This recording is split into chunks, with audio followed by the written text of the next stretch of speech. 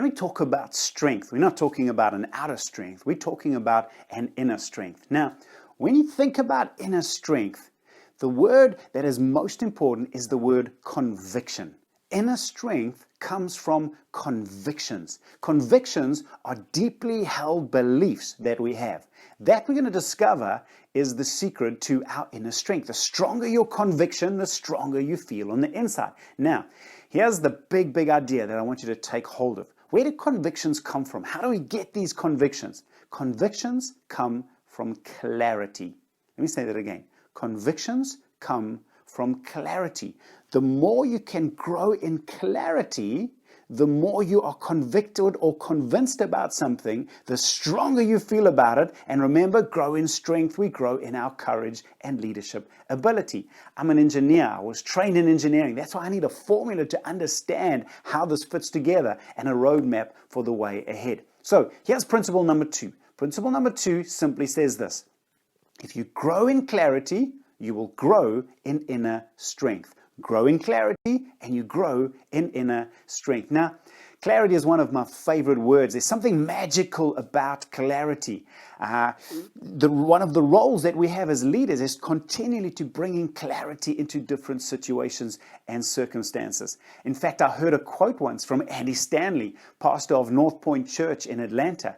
And he said, people would rather follow a leader of clarity than even a leader of character. I was shocked when I heard it, but the more I pondered it, the more I realized it's true. When a leader is clear in his leadership identity and values, people are drawn to leaders like that, their stature and their security. If a leader can bring clarity to vision, then people buy into it with a much greater level of enthusiasm. When a leader can bring clarity to values of the team, what happens is it introduces a much greater cohesiveness into the team. If a leader is clear in his communication, there's a much greater chance that people will buy in when they understand those expectations. When a leader can bring clarity to the boundaries of what's acceptable, what's not acceptable, actually what happens is there's a much greater level of ownership from the team. I remember hearing about an experiment that was done by a group of psychologists. And what they did is they went to a kindergarten and they took away the boundary fence around the playground. What they were wondering was, how will the kids respond to not having a boundary fence?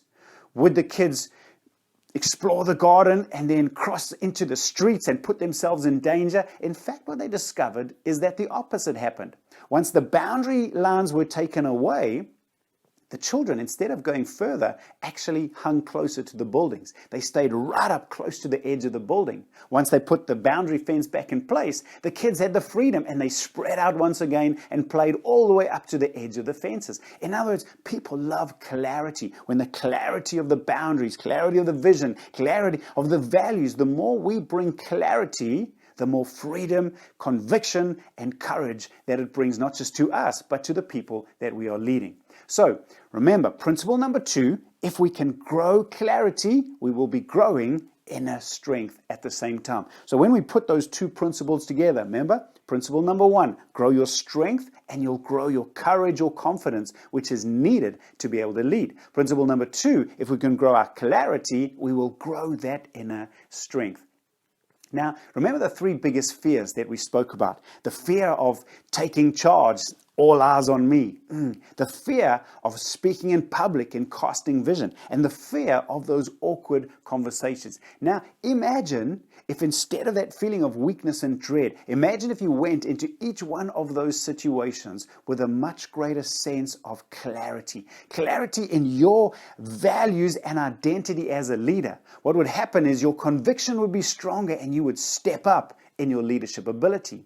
If you went in with a greater sense of clarity to your vision, this is what the team is going to be doing. This is what our future looks like. The more clarity you had to your vision, the more you would step out in confidence. And if you could bring a clarity to the end goal, as I step into this awkward conversation, dealing with conflict, holding someone accountable, the more clarity I had in the end goal of this conversation, the more you'd be willing to step in and face that conversation. Now, The real focus of this course is going to be that goal number one.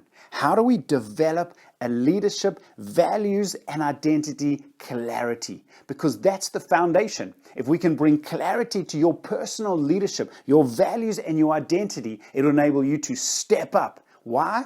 Because clarity leads to strength. Strength leads to courage and confidence, and courage and confidence are what's needed to be able to lead well.